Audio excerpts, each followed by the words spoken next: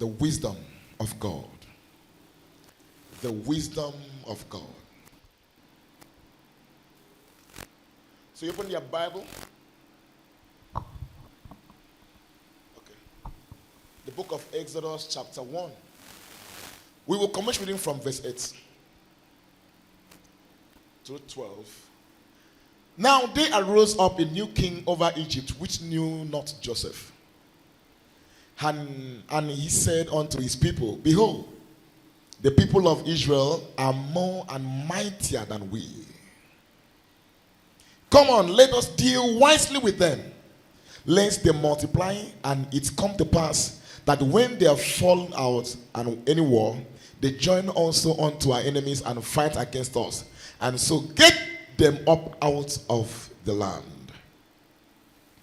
Therefore they did set over them taskmasters to afflict them with their burdens, and they built for Pharaoh treasure cities, Pithom and Ramses.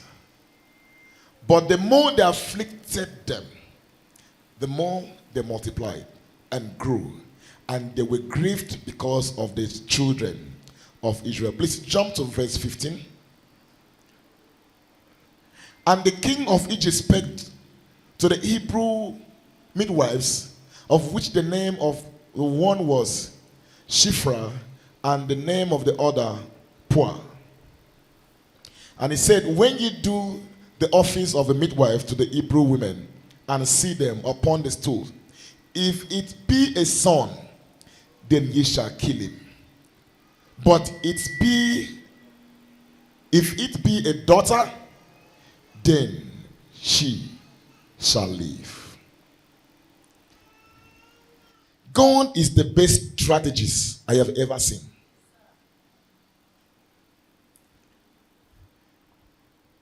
The things God would do will always confound the wise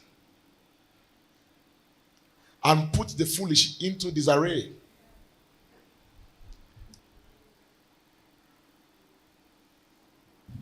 For God to be God, he must not think like you. For God to be God, he must not act like you. For God to be God, he must not execute his plans like you. Yet, he remains the best strategist. No matter how hard, no matter how perplexed the plans of God may appear to be, he will always come out the winner. No matter how unclear, how blank the plans of God seems to be, God will always come out to be the winner. Many have failed because they did not understand the plans of God. And it is not in your place to understand the plans of God, but instead to discern and know when God is speaking. I mean, in every situation you find yourself, God has something to say. It may look dirty, may look ugly, may look worsened, may look perplexed, unclear, blank. Name them. God still has something to say. The place of faith will be manifested when you understand that God is in charge, even in the most troubled situation. The place of faith will be seen clearly in you when you understand that even in the worst situation, God is still in charge. Sometimes you pray, and immediately after prayer, you expected a turnaround, and you realize that the problem deepens more. And you realize that the problem now gets worse. To you as a man, is it after prayer? I was thinking God is about to help me. But now the problem has become worse. It's now deepened. more than before. That is to your limited mind. That is to your limited capacity. That is to your uncensored reasoning. But to God, that is the beginning of the help you were asking for.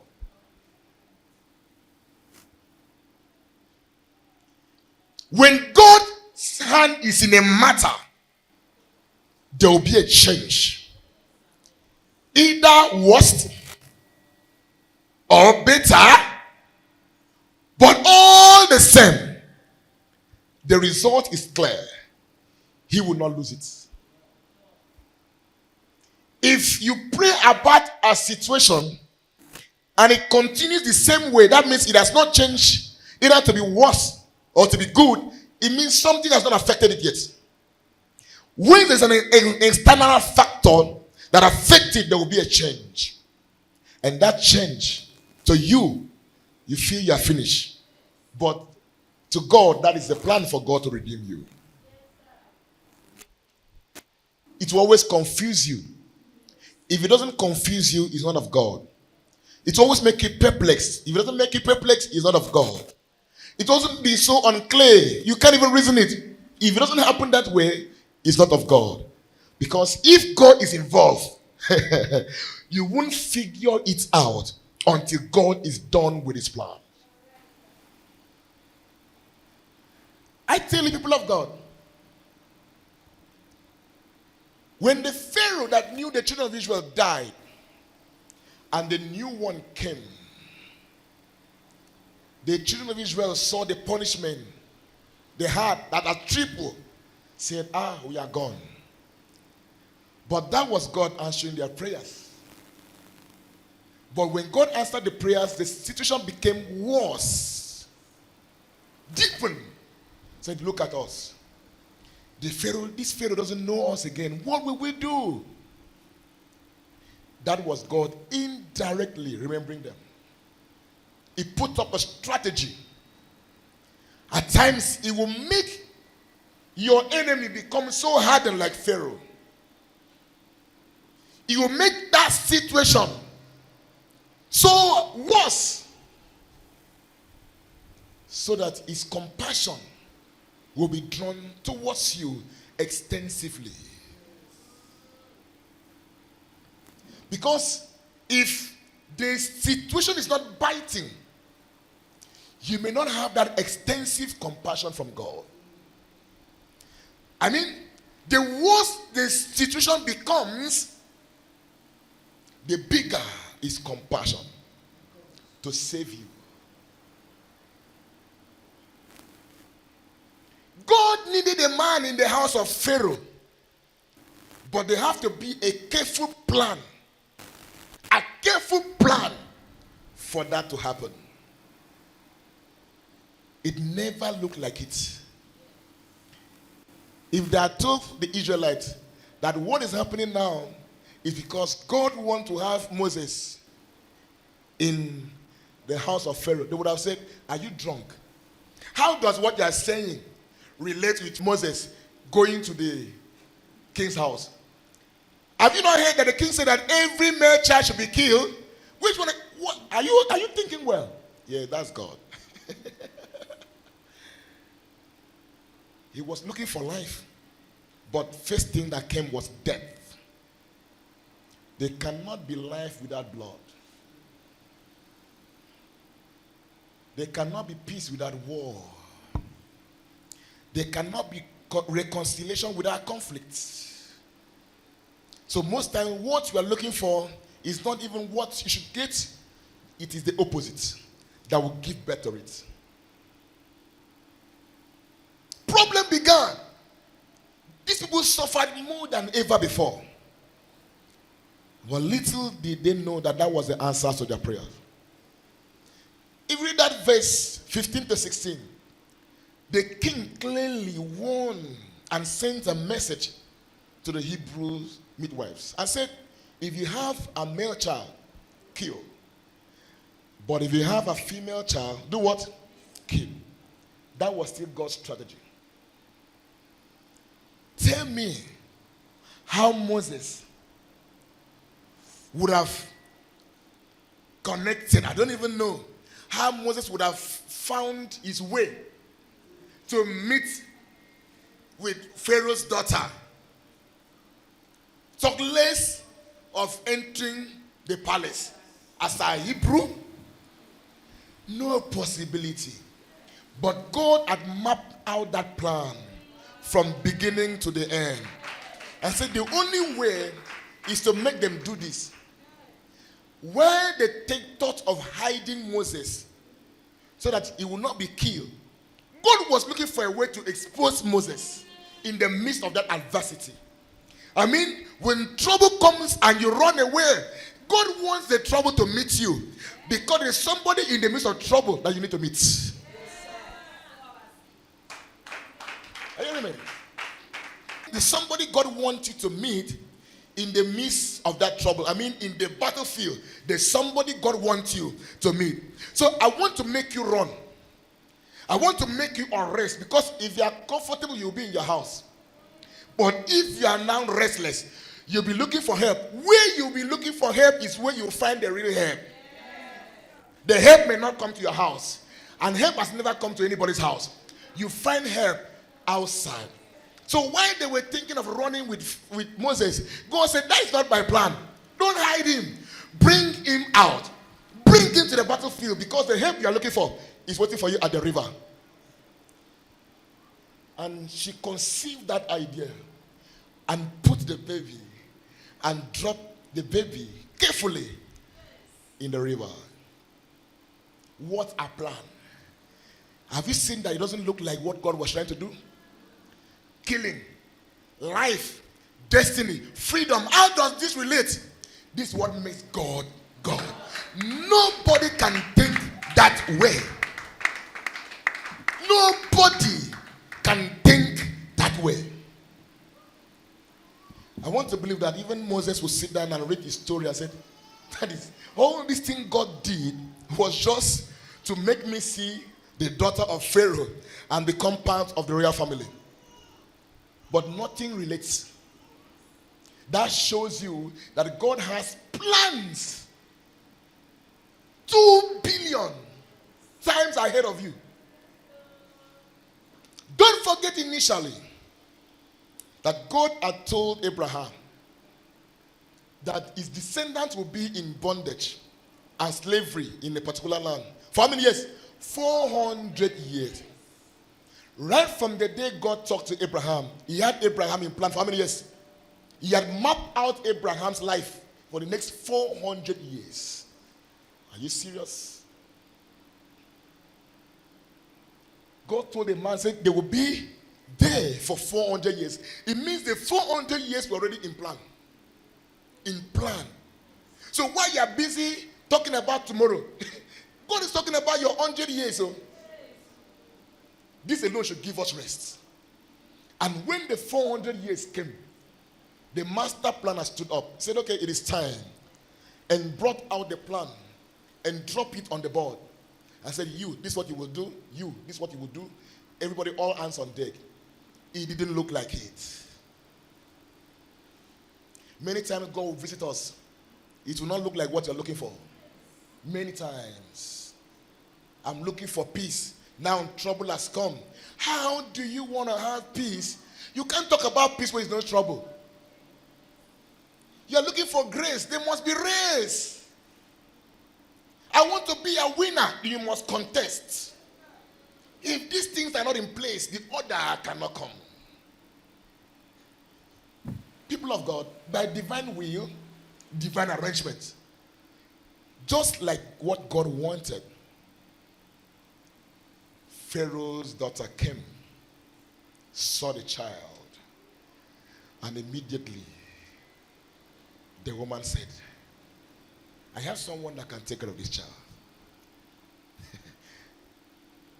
God confounded and took that kind of, I don't know, they took her reasoning away. Because she would have said, this is the enemy. She go and call. She didn't mind if it was an Hebrew or Egyptian. Just go and call. And, please sit down. And Moses' mother came and took care of his child, our child, Legitimately.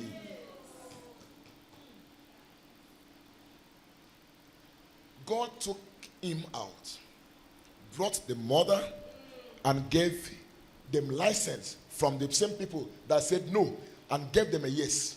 Live in this land freely. And after a while, the book of that same Exodus chapter 2 from verse 1 to 10. After a while, she came back and said, your child. Said, okay, bring my child for me. Exactly what God wanted. The child, through the princess, became part of the royal family. Don't forget that sometimes you don't have access to some places. But if you have someone there, God can always give you access to anywhere you want in that same place. Jesus would say, you can't get to the Father except through me. You need my Father, I know. But he said, I'm here for you. Get me, and you'll see my Father. That's exactly what happened there. And by divine arrangement, it wasn't 1 year, it wasn't 2 years, it wasn't 10 years. It was a lifetime plan. Moses grew in there and knew all the in and out of the palace, the do's and don'ts of the palace, exactly what God wanted. What a plan. That was so perplexed and unclear to a common man with a common sense. I was asking God for freedom. Now they're saying they should kill everybody. What if they kill my child? They won't kill your child because your child is part of the plan. What if I die in the process? You won't die because you are part of the plan. What if they destroy everything around me? They won't destroy because you are part of the plan. If the plan is about you, let the entire city be brought down. You always have one reason to be sprayed. If the plan is for you, let the entire city, the nation be brought down. There will always be one reason for you to be spared. The heart of a king is in the Lord's hands, and he controls it. Whatever you want to do with that heart, he can do it. If you try to figure out things yourself, you will fail. Because your plan is just between today and tomorrow. Your plan is between today and tomorrow. That's all. And that tomorrow is not even sure. Tomorrow is not even sure. You can get back home and you have planned by 6 o'clock in the morning, and you wouldn't even see 1 o'clock in the morning. Trust in the Lord. Trust in his wisdom. And depend solely on him. 1 Corinthians says in 1:25 says what? The foolishness of God is wiser than the wisdom of man. The foolishness of God. When you think God is foolish, why would God do that? That thing, that foolishness you see, is wiser than the wisdom of man. I have come to realize that every time God wants to help us, the first thing he does is to crumble our efforts. Crumble what we have built. Crumble what we have set up. Because everything you have done on your own will always have a wrong foundation. So he will crumble your foundation and start building his own. And as I used to say, when God wants to crumble that foundation, it's going to be a hard time for you. Cool down. It's going to be painful. Cool down. Because crises occur at the curve of change. Crises will always occur when there's bound to be change. You cannot have a change without crisis, because everybody will not agree to your change. Most times you look, so how about my business? So how about my children? How about my family? That is you dragging with God. But God's intention is beyond that. He may not need to touch all that, but he must crumble what he has built to build his own. God has never built on a man's foundation. That's why you must prepare when you ask God for help. Father, mold me is not for children. Father, mold me again is not for babies. Father, look at my life, reshape me again. It's not for children. Oh. It's not for people that are wearing diapers. Because that time he wants to change you, there will be serious crisis. At that point, you have to step out of what you have built. Stepping out of what you have built means you will lose everything your effort granted you. It's going to be a very trying time. But do you know one thing? When he starts building again, he's going to build on a solid foundation. That even after you, your children, your children, your children will sit on that very foundation and enjoy the same grace. That's the difference when the devil helps you. The devil helps you based on what you have put on ground already. That's why it is easy to crumble. Because you are so limited in your thinking, you are so limited in your plans, and you are so limited in your strategy. But God will not do that. And mind you, God does not do anything to please you. He does what will give him dignity. Because he knows that no matter how you cry today, the moment he finishes his plan with you, you will laugh. He doesn't do anything to make you happy at the moment. He doesn't do anything thinking about your children or you. He doesn't do that. He does what will give him dignity. He knows that no matter how you shout, you're sorrowful, you cry, you jump, the day he's done with the finished job and say, take it, you will laugh. Most times you may live a life without value. And God looks at you, you're okay with your life. But what God wants to do in your life, he wants to step up your value. What will he do? It will break you down. When he breaks you down, he will pass you through the furnace, through the fire. He will burn you again. He will refine you again. All what he wants to do is to give you value. Because there are things you know in this life and it will raise your value. There are encounters you have in this life and it will raise your value. You become so confident because value is confidence. Are you hearing me? Value is what? The more value you have, the more confident you have to talk. You can say, no, I'm not doing it because you have value. But when you don't have value, anything goes. No problem, I will manage. You getting my thought? God wants to raise you up. You must pass through the furnace. You want to be a hot cake, then you have to be in the oven. Simple as that. You want to be a hot cake, you must be in the oven. You can't be hot without being on the fire.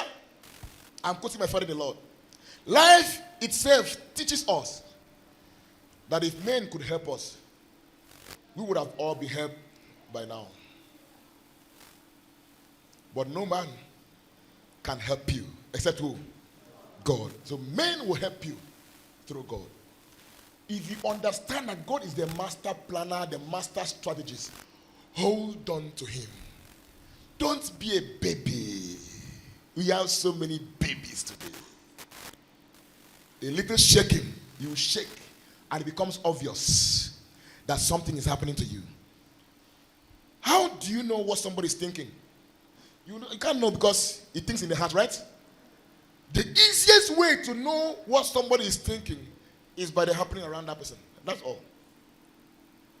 The happenings around you make me know what you are thinking. That's what you confess is from your heart. What you act, promote, project is exactly what you are thinking. Do you think faith? You act faith. You think love? You act love.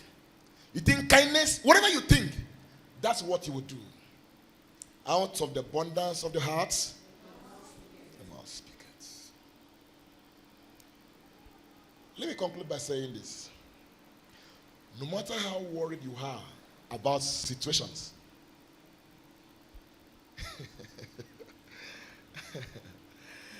You can only control what brings about that situation, but you cannot control the outcome of that situation.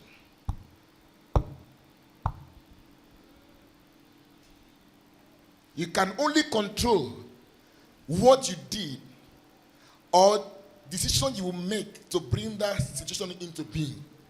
But the outcome, you have no such power. Just like the power of thoughts. God has given you freedom to choose as a free moral agent.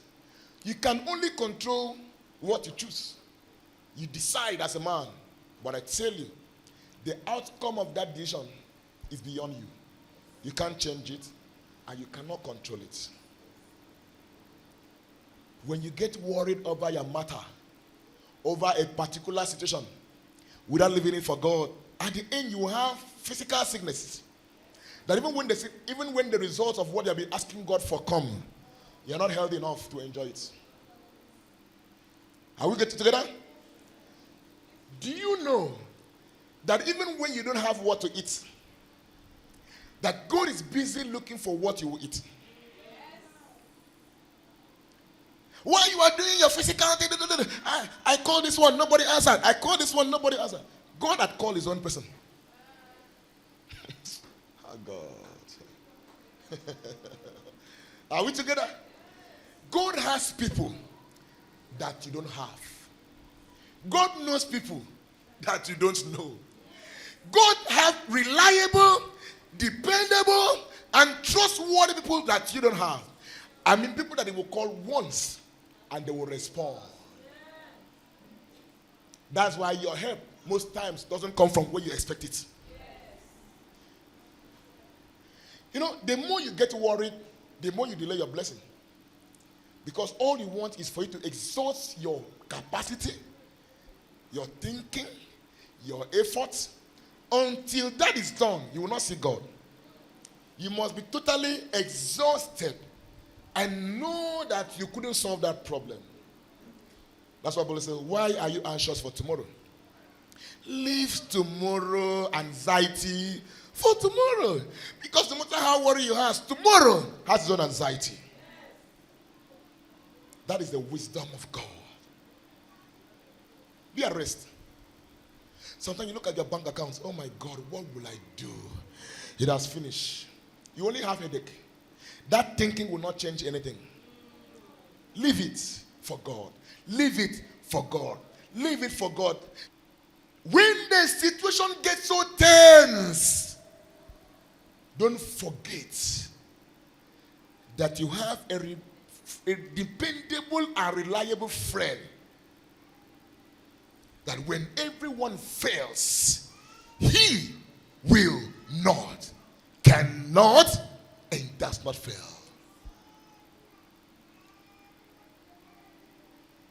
He wished to see all of us blessed and happy.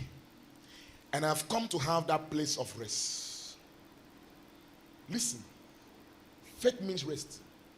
If you find yourself worried about a matter, it means that you don't have faith. You are only talking. You are not acting.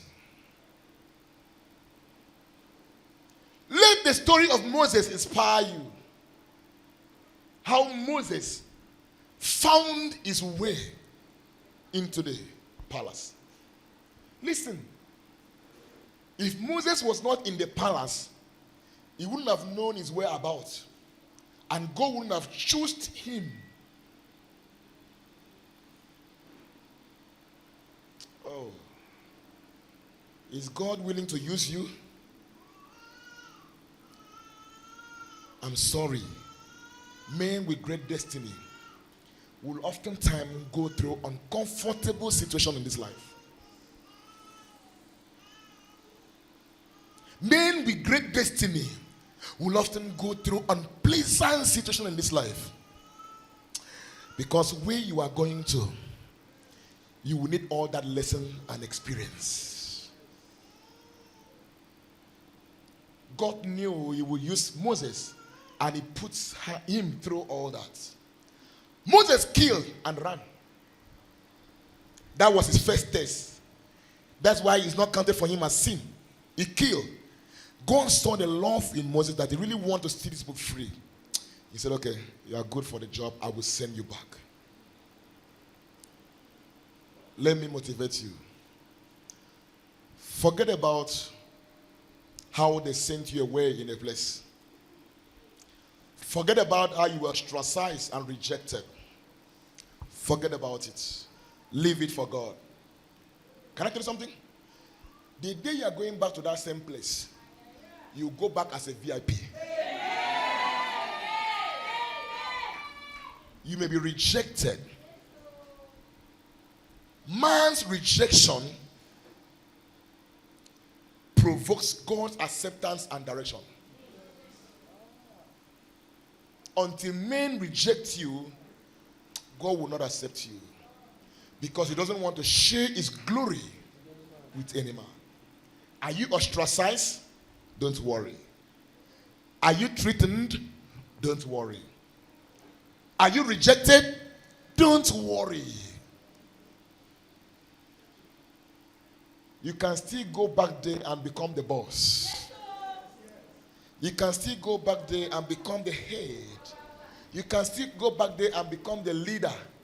You can still go back there and everyone that was saying, go, go, go, will now bow for you. That is God's plan. And that plan will always confound you. So don't worry about what you reject or who rejects you. And don't forget too, every time level want to change, people will change. I've talked about this before. You must leave some people at a particular level for you to attain another level. If your friends are level 1 and say your friends are level 2, it is because they are part of the plan. But oftentimes, it doesn't happen that way. Anyone that knows your past should be in your past. Are you hearing me? It's not pride. It's damage control. Because people that will mess up your future are people that knows your past. They have a better story to tell. And they will tell it factually and accurately. Are you getting me? When God step up and leave some people, you don't need them where you are going to. If you draw your hand back to hold them, they will draw you back. Because for you to carry them, you must be down again. Are you hearing my point? I'm not talking about helping now. I'm talking about mingling again with people God helped and took you away from. Are you hearing me? Most of our problem is because you want to impress them. And every time you want to impress them, you must lower yourself down again. And you may lower yourself down and you cannot get up anymore. As simple as that. It is not pride. When Jesus died and resurrected and came back, he said, don't touch me. Let me show myself first to the Father. Was it pride? No, he said, don't touch me. When Thomas needed evidence, he said, only put your hand in the hole. But don't do what? None of them was able to touch him again. It wasn't pride. But they understood at that point, that was mortality and immortality. Natural and the supernatural. The spirit and the physical, they have nothing in common. Be careful so that you don't become the problem you are praying about and the problem you are praying against. Has God helped you? Has God lifted you? I'm sorry to say that there are some people you need to leave behind. If you want to help them at a distance, not at that level anymore. I tell you, if you don't, you will find yourself back with them and you will not find yourself up again. May God bless his word in Jesus Christ's name.